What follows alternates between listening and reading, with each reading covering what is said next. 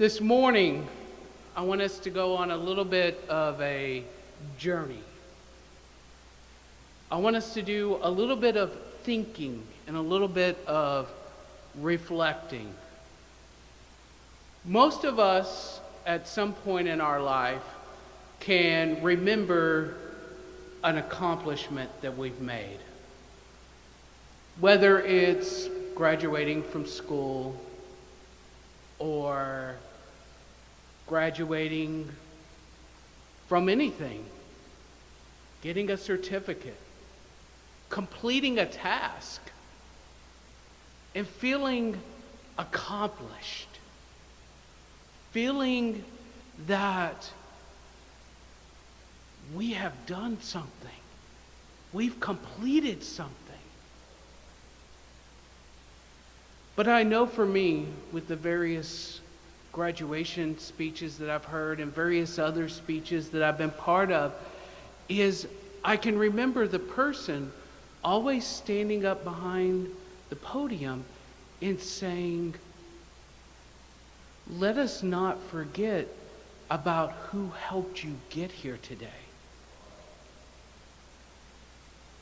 As you think about the accomplishment and what you've accomplished, who was there the long nights you were up until 2 or 3 in the morning writing your final, hoping that you got all the grammar correct and that you got all the biblical translations correct? Or the person that was there when you needed somebody to just hold your hand? And as we think about this and as we reflect on not only the accomplishments, but on who was there, we can turn and look to our story here in Acts. And we're continuing the series during this Pentecost season, looking into Acts. And you can join me in your bulletin with our scripture reading this morning from Acts 18, 24 through 27.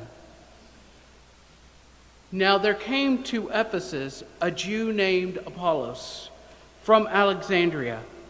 He was an elegant man, well versed in scriptures. He had been instructed in the way of the Lord, and he spoke with burning enthusiasm and taught accurately the things concerning Jesus. Though he knew only the baptism of John, he began to speak boldly in the synagogue. But when Priscilla and Aquila heard him, they took him aside and explained the way of God to him more accurately. And when he had finished to cross over to Achaia, the brothers and sisters encouraged him and wrote to the disciples to welcome him. On his arrival, he greatly helped those who through grace had become believers. It's significant that this scripture points out that Apollos was from Alexandria. Alexandria is in Egypt, and it was the second most important city in the Roman Empire and had a large Jewish population. Some people say that Alexandria had over 1 million Jews in it, as a prediction of the importance of this city. The city was on the Mediterranean coast of Egypt and was a center of learning and home of the Jewish philosopher Philo. Philo, for those that may not be familiar with Jewish scholar, was at this time one of the most well-known Jewish scholars. But what he was known for, and what the city of Alexandria was known for, was especially the place where scholars believed in a allegorical interpretation of the Hebrew Bible. They believed that not only did the Hebrew Bible record history, but that every record event had an inner meaning. Because of this, Apollos would have been exceedingly useful in convincing the Jews, for he would be able to find Christ in all of the Hebrew Bible, and to prove to them that the Hebrew Bible looked forward all the time to his coming.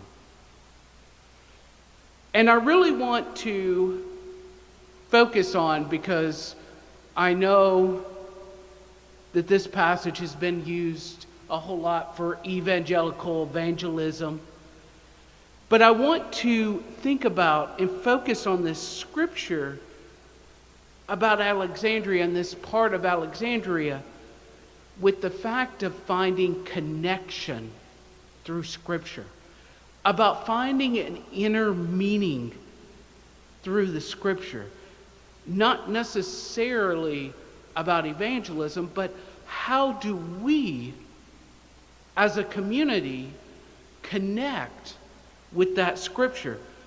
How do we as a community help each other connect with that scripture? And it's very, very interesting looking at where Apollos came from. Apollos, probably in modern day times with his scholarship, some biblical scholars say he probably was the equivalent of someone that might have a master's degree or maybe even a PhD. That's the type of scholarship he would have received. So for him to be teaching, and he was obviously very, very passionate about his teaching, whether it was a complete teaching or not, what he understood, he was very passionate about. And then you have Priscilla and Aquila. And for us, we know their story. They're tent makers. They were discipled or learned about God and learned about Christ from Paul, which Paul was also a very educated person. And a lot of people forget about that Paul was very educated too. And so here is Priscilla and Aquila listening to this very educated person. And they're like, well, you know what? He hasn't said the full story. He's leaving some parts out here. And I can imagine myself sitting in a seminary class and a professor teaching us, and me be thinking, oh, they kind of left some out of the story here. So I can imagine Aquila and Priscilla sitting there. But here's the exciting part. When Aquila and Priscilla went to go talk to Apollos, Apollos didn't say, oh, y'all are just tent makers. Get back there in the back pew. He didn't say that. He didn't say, who are you to come question me about what I'm teaching? He never said that at all. Instead, he sat there and listened. He sat there and learned from them, soaking in all of that knowledge that they had to share. And I know for me personally, I don't know everything. I don't know everything about Scripture. I don't know everything about biblical translation. But it's not about what I know. It's about the willingness to learn. And that's the reason why community is so important. And why it's so important to reflect on who has guided you. Because things that you have learned throughout your life, things that you have accomplished, people that have been there to say, hey, this was great, but let me give you some more information. This is great, but maybe let me ask you a hard question to think about. And I know nobody likes a hard question, but it's the hard questions. It's that community. It's that holding each other's hands that help us to grow, help us to become a better community. This morning, Proverbs 27:17 says, "As iron sharpens iron, friends sharpen friends." We are called, regardless of our knowledge, regardless of our abilities, we are called to be as iron sharpening iron. We are called to be there, to ask hard questions, ask people to think about things differently, to provide knowledge of what we are aware of. And when thinking about this, most of us probably know that different scholarship, different levels of education teach different things. Tennessee Tech State University in Cookeville is the foremost school in the state of Tennessee for engineers. If you want to be a top-notch engineer, you go to Tennessee Tech in Cookeville. Austin Peay State University offers a PhD in theater. If you wanted to be a top-notch person in theater, you went to Austin Peay State University. Belmont University in Nashville is the foremost university for music. If you wanted to be a top-notch producer, recorder, you went to Belmont University, where people like Alan Jackson, Amy Grant, and others actually went. But with these schools, they all have their different, just like us, have their different concentrations, have their different focuses.